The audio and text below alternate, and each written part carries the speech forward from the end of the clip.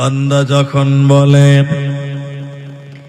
আলহামদুলিল্লাহি রাব্বিল আলামিন, আমার আল্লাহ বলেন আমার বান্দা আমার প্রশংসা করছে।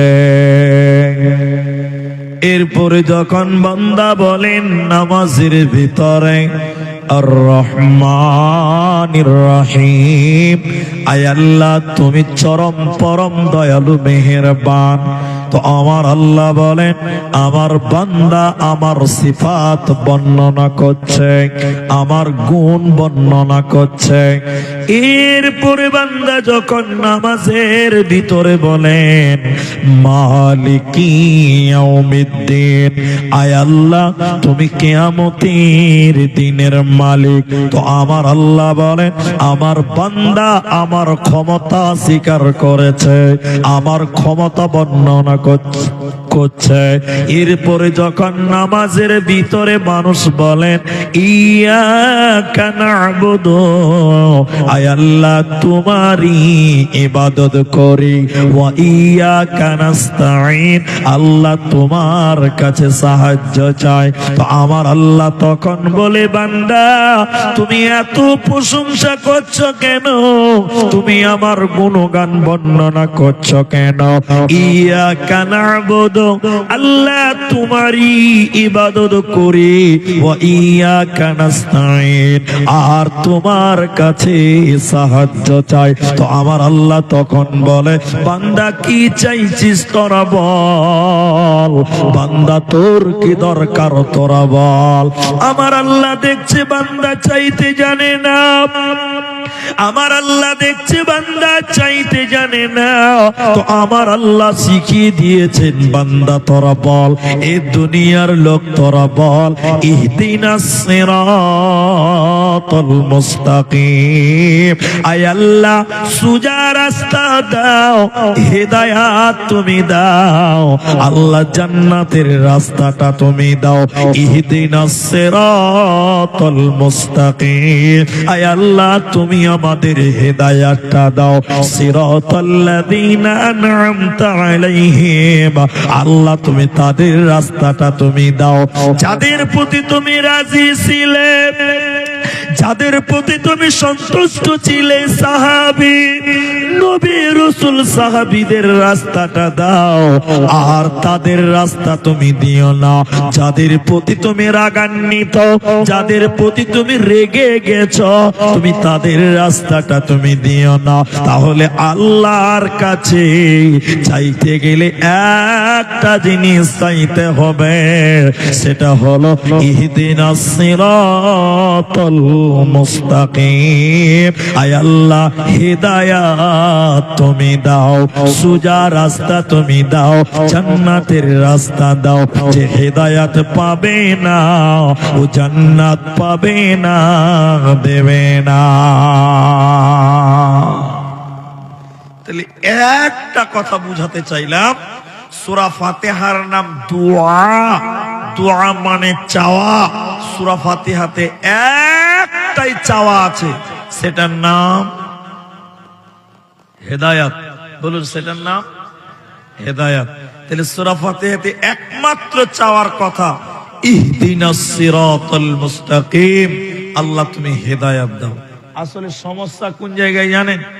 আমরা সাধারণ বাঙালি বিহারি মানুষ, আমরা নামাজে দোয়া বলি কিন্তু দোয়ার অর্থ বুঝি না।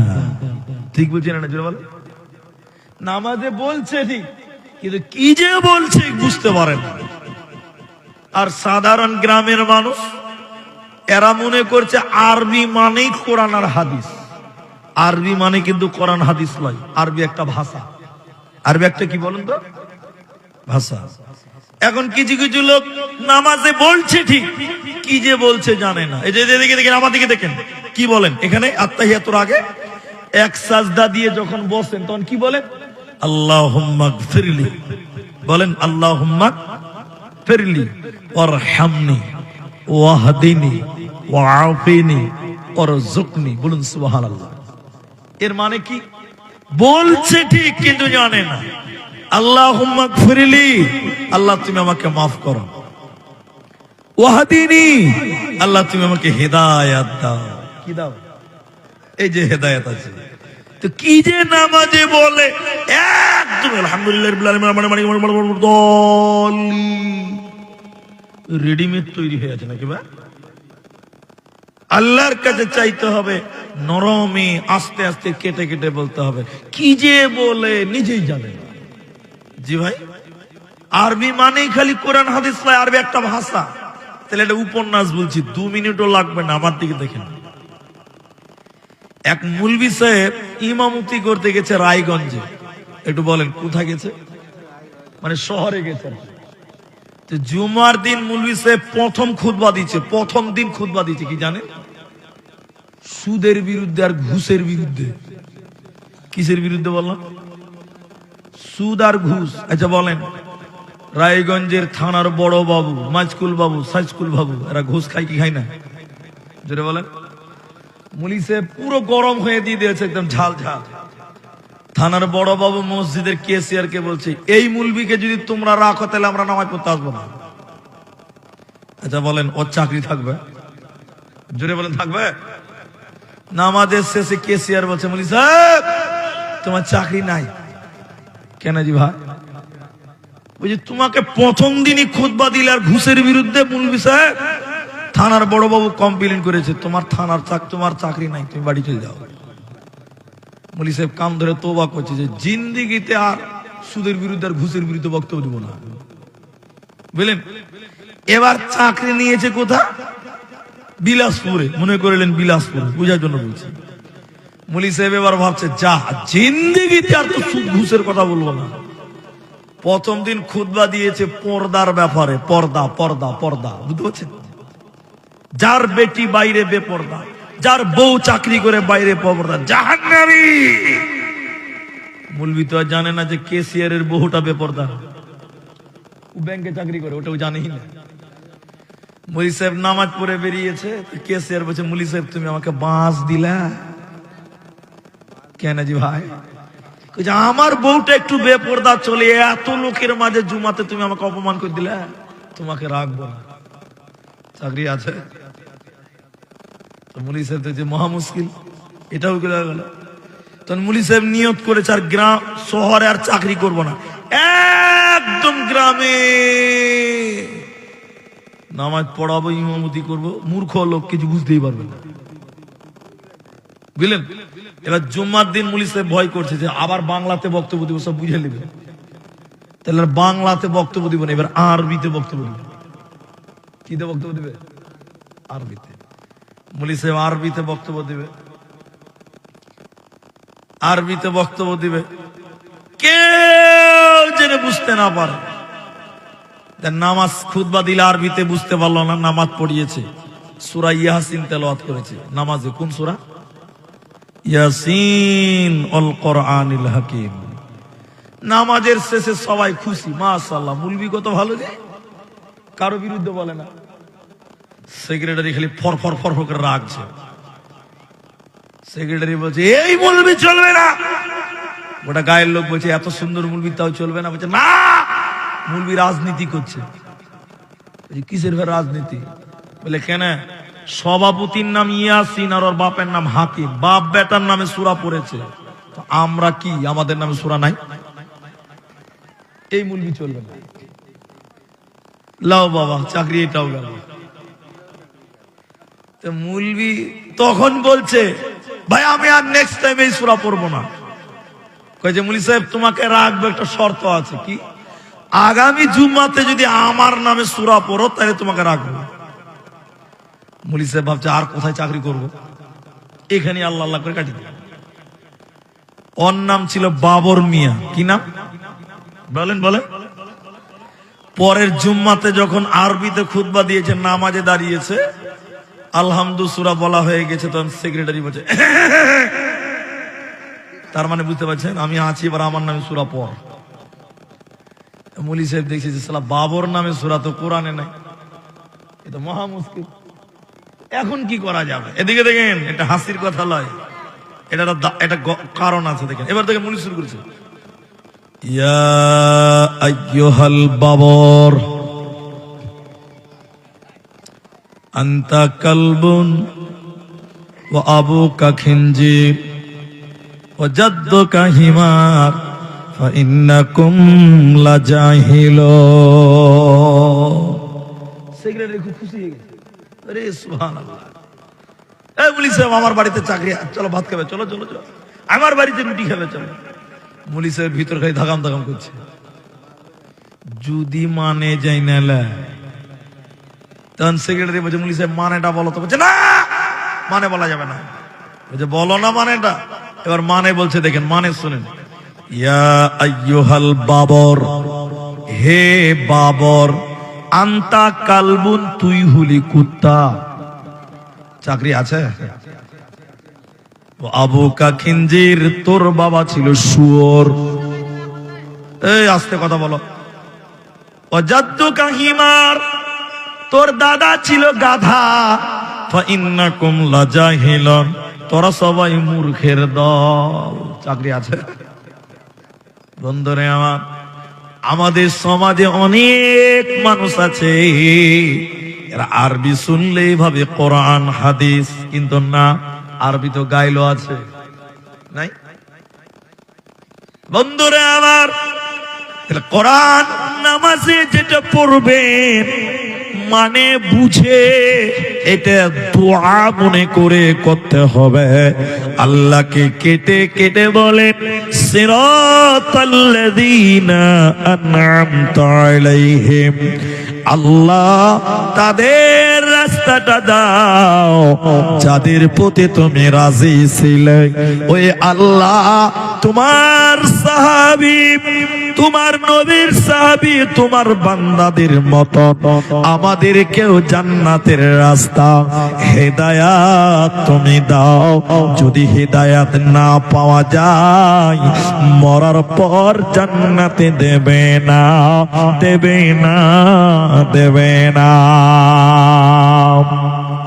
এই হেদায়াত পৃথিবীর কোন মানুষের কাছে নাই, পৃথিবীর কোন মুলবিদের কাছেও নাই। এই হেদায়াতের মালিক কোন মাওলানা নয়, এই হেদায়াতের মালিক কোন নবী নয়। হেদায়াতের একমাত্র মালিক হলেন আল্লাহ। আল্লাহ যাকে চাইবে হেদায়াত পাবে, আল্লাহ যাকে হেদায়াত দেবে না ও হেদায়াত পাবে না, পাবে না। বিশ্ব নবীর বাবা ছিলেন না, চাচার কাছে মানুষ হয়ে গেলেন, আবু তালেবের কাছে মানুষ হলো। নবীকে পাথর মেরেছে বেঈমানেরা। আবু তালেব সিংহাসনে বসে থাকতো, নবীকে রক্ত মাখা চেহারা দেখে আবু তালেব থাকতে না পেরে বলতেন, ও বেটা মুহাম্মদ, তোকে কে মেরেছে তার নামটা তুই বল, তোর গায়ে কি রক্ত ছড়িয়েছে তার নাম বল। আমি আবু তালেব তার বংশ বুনিয়াদ আরবের বুকে রাখবো না, তার নামটা বল। তোকে কে মেরেছে মুহাম্মদ, তার নাম বল, তার বিচার করব। নবীজি রক্ত মাখা চেহারা নিয়ে বলতেন, চাচা যান, আমাকে যে মেরেছে তার বদলা নিতে হবে না, আমাকে যে রক্তাক্ত করেছে তার প্রতিশোধ নিতে হবে না। আপনি একবার জবানে কালেমা লা ইলাহা ইল্লাল্লাহ পড়ে নেন, আমার জীবনের দুঃখ কষ্ট ভুলে যাব। এত ভালোবাসতেন নবীকে, কিন্তু চাচা নবীর কথা শুনল না, কালেমা পড়ল না, ঈমান আনল না।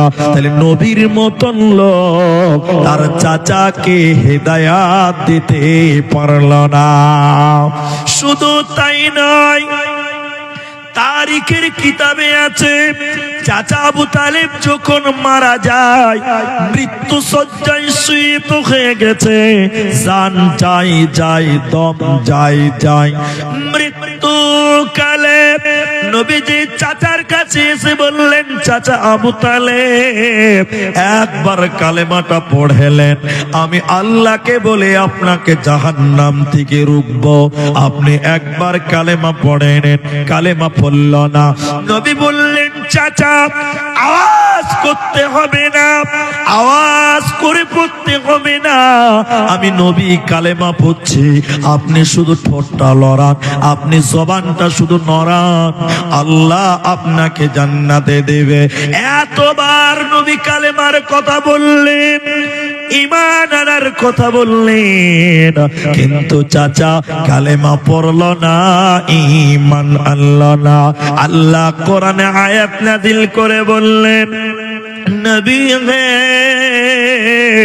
ইন্নাকা লা তাহদি মান আহবাবতা, হে নবী তুমি চাইলেই হবে না, তুমি যাকে চাইবে হেদায়েত পেয়ে যাবে, এটা কোনোদিন হতে পারে না।